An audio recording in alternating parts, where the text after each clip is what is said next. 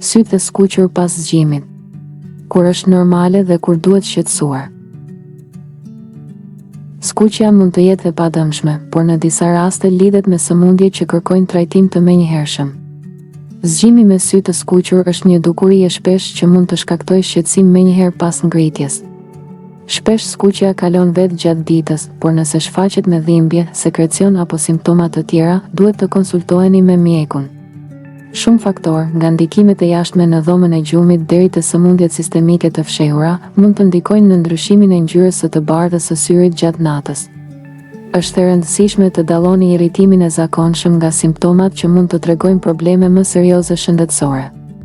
Simptomat më serioze mund të çojnë në humbje të përhershme të shikimit, prandaj është më mirë të konsultoheni me një specialist të syve sa herë që keni problem, thot optometristi Wes Imler.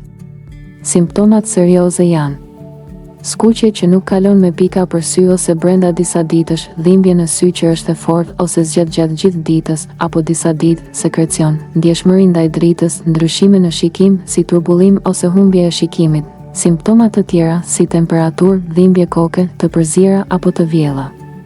Doktor Imler shpjegon se çfarë mund të shkaktojë këto dhe simptoma të tjera. Shkaqet e zgjimit me sy të skuqur.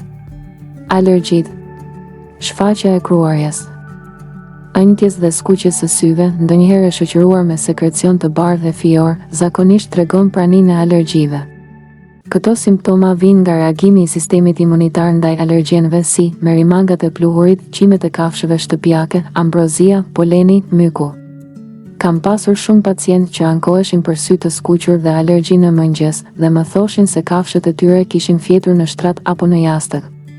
Kur sytë bien në kontakt me alergjen dhe nuk lani fytyrën para gjumit, rritet rreziku i një reagimi inflamator, shpjegon doktor Imler.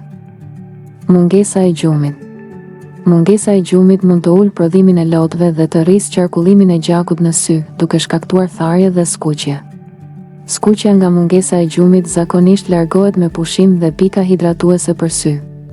Përmirësimi ndodh brenda disa orësh ose një dite.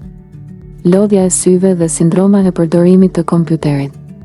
Sa më shumë të shikoni ekranet, aq më pak pulsoni syt.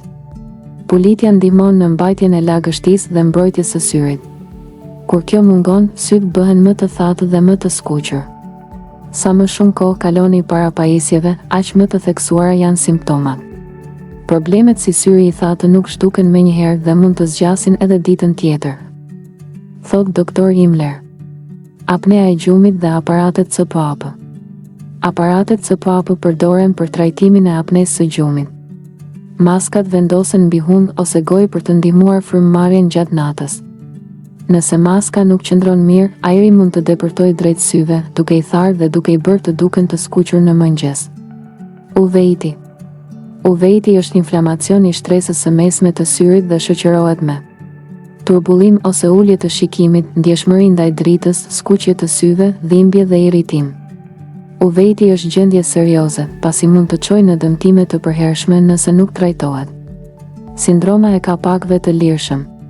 Kjo gjendje, më e shpesh te meshkujt dhe personat me mbipesh, ndikohet nga pozicioni i gjumit. Nëse flini me fytyrë në jastëk, kapakët mund të fërkohen gjatë natës. Nëse kapakët janë më elastik dhe irritohen gjatë gjumit, mund të zgjoheni me sy të skuqur dhe të ëndur, thot doktor Imler. Entropioni. Me kalimin e moshës, kapaku mund të kthehet nga brenda, duke bërë që qerpikët të fërkohen me syrin. Kjo shkakton siklet, kruarje dhe lotim. Hemoragjia subkonjunktivale.